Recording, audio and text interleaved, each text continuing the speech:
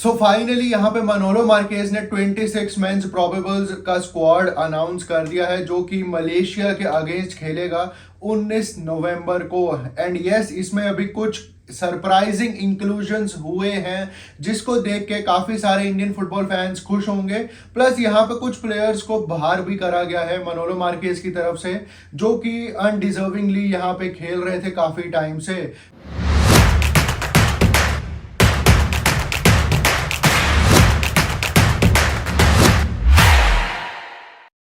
Hey guys, welcome back to my channel. And अगर आप channel पे पहली बार ही आए हो तो make sure to subscribe to this channel क्योंकि यहाँ पे आपको इंडियन फुटबॉल पे डेली रिलेटेड वीडियोस मिलती रहती हैं। So make sure to subscribe यार। सो 26 मेंस का प्रोबेबल स्क्वाड अनाउंस कर दिया है फाइनली। अभी 1 घंटे पहले ही प्रोबेबल्स अनाउंस करे हैं। हमारा मैच है अगेंस्ट मलेशिया, हमारे इंडिया में ही, हैदराबाद में, जहाँ पे 26 मेंस की अगर मैं बात करूँ तो भैया काफ़ी सारे अच्छे प्लेयर्स सेलेक्ट करे गए हैं मनोलो मार्केज की तरफ से। जिसमें सबसे पहले अगर मैं बात करूं डिफेंस में तो वाल पुया को सेलेक्ट करा गया है। अगर मैं आगे बढ़ूं तो जितिन एमएस को सेलेक्ट करा गया है, विबिन मोहनन को सेलेक्ट करा गया है। एंड अगर मैं बात करूं फॉरवर्ड्स में तो इरफान यादव को भी सेलेक्ट करा गया है। तो ऐसे 4 नाम, जिसमें से 3 नाम तो मैं कह सकता हूं कि डिजर्विंगली कॉल्ड अप करे गए हैं। जितिन एमएस काफी अच्छे टाइम से परफॉर्म करते हुए आ रहे हैं आईएसएल में, उससे पहले वो ड्यूरेंट कप में भी अच्छा परफॉर्म कर रहे थे। वाल पुया का भी परफॉर्मेंस अच्छा है, सेलेक्ट करा जा सकता है उसके बेसिस पे। बट यहाँ पे विबिन मोहनन की जो सिलेक्शन हुई है 26 प्रोबेबल्स के स्क्वाड में, वो थोड़ी जस्टिफाइड मेरे को नहीं लग रही है क्योंकि मनोलो मार्केज ने आई थिंक प्योरली उनको टैलेंट के बेस पे सेलेक्ट करा है। क्योंकि यहाँ पे आईएसएल अगर आप इस सीजन देखो विबिन मोहनन का तो 7 मैचेस में 0 असिस्ट 0 गोल्स हैं उनके।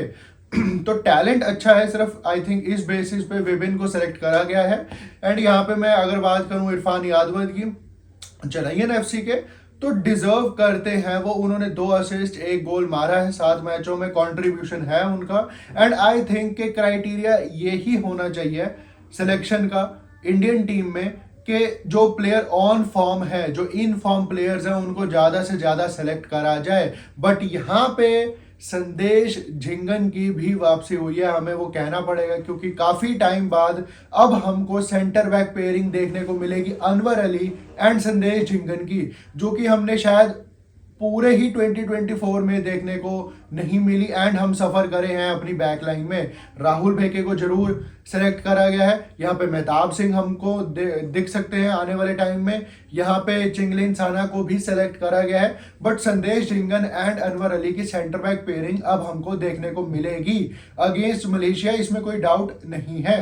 अब अगर मैं बात करूं थोड़ी सी कि कौन से प्लेयर्स को बाहर निकाला गया है, तो उसमें से पहले प्लेयर है सुभाशीष बोस। आई थिंक कि उनकी फॉर्म ही बताती है कि वो कितने पुअर हैं अगेंस्ट वियतनाम। कितनी बारी वो कॉट हुए पोजीशन में, वो हम सबको पता है। कितने ऑफुल हो चुके हैं वो, जो उनकी थोड़ी सी अवेयरनेस बढ़िया हुआ करती थी, वो अब धीरे धीरे डिक्लाइन पे है सुभाशीष बोस। एंड वो नहीं सेलेक्ट करे गए हैं। यहाँ पे निखिल पुजारी की अगर मैं बात करूं तो वो भी सिलेक्ट नहीं करे गए हैं, जो कि ठीक भी है। बट बेंगलुरु एफसी के साथ निखिल पुजारी इस सीजन बढ़िया खेले हैं। यहाँ पे रहीम अली की अगर मैं बात करूं तो उनको भी सिलेक्ट नहीं करा गया है।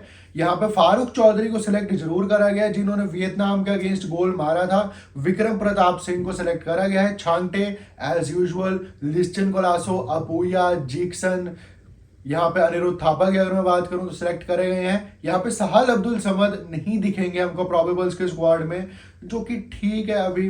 बट यस, अगर मैं बात करूं तो मनोलो मार्केज ने हनामटे जैसा प्लेयर को एक्सक्लूड करा है by giving them just 1 opportunity of Indian national team training camp. सिर्फ एक बार ही सिलेक्ट हुए हनामटे एंड उसके बाद अब उनको वियतनाम वाले कैंप में सिलेक्ट करा गया। एंड यहाँ पे अब जो मलेशिया का कैंप होगा उसमें नहीं सिलेक्ट करा गया। तो ऐसा भी नहीं होना चाहिए प्लेयर्स के साथ कि आप एक कैंप के लिए उनको सिलेक्ट कर लो एंड फिर अगले कैंप में उनको बाहर निकाल दो। यहाँ पे वो सैर करने नहीं आ रहे हैं, यहाँ पे वो अपने आप को मनवाने आए हैं। यहाँ पे उनको 2-3 कैंप्स में अपने साथ रखो, फिर भी अगर वो नहीं खेलते अच्छा तो फिर उनको बाहर निकालो कैंप से। बट यहाँ पे हनामटे नहीं सिलेक्ट हुए हैं। एंड काफ़ी अच्छे प्लेयर्स देखा जाए तो अब ऑल ओवर द प्लेसेस हैं हमारे पास सारे ही, अगर मैं डिपार्टमेंट्स की बात करूं। एंड एक ही फ्रेंडली मैच है यहाँ पे, 2 फ्रेंडली मैचेस होने चाहिए थे हमारे। कैंप हमको फिर से 8 से 9 दिन का मिल जाएगा अगेंस्ट मलेशिया। तो यहाँ पे जीतने के लिए हमें जाना चाहिए अगेंस्ट मलेशिया, क्योंकि यहाँ पे अब पॉट 1 का, पॉट 2 का, पॉट 3 का कोई मसला नहीं है। इंडिया जिस पॉट में है वो उसी में रहेगा, चाहे वो मलेशिया से 2 या 3 बारी लगातार हार जाए आने वाले 10-15 दिनों में। हालांकि सिर्फ एक ही मैच है, एक ही बारी हार सकती है इंडियन टीम, बट यहाँ पे इंडिया और मलेशिया के जो पॉइंट्स है उसमें काफी ज्यादा फर्क है, जो रैंकिंग पॉइंट्स होते हैं। तो मलेशिया को कम से कम 3 या 4 बारी हराना पड़ेगा इंडिया को, तब जाके इंडिया का पॉट में डिक्लाइन आएगा। बट बाकी do let me know your thoughts regarding probables of Indian national team. मनोलो Marquez ने जो सिलेक्ट करी है टीम, क्या आप उससे संतुष्ट हो, क्या नहीं हो? कौन से प्लेयर्स अभी भी सिलेक्ट हो सकते थे जो मनोलो मार्केज ने नहीं करे? Do let me know in the comment section. तो यही थी आज की वीडियो। अगर आपको पसंद आई हो तो लाइक, शेयर एंड सब्सक्राइब जरूर कर देना। Till then peace out.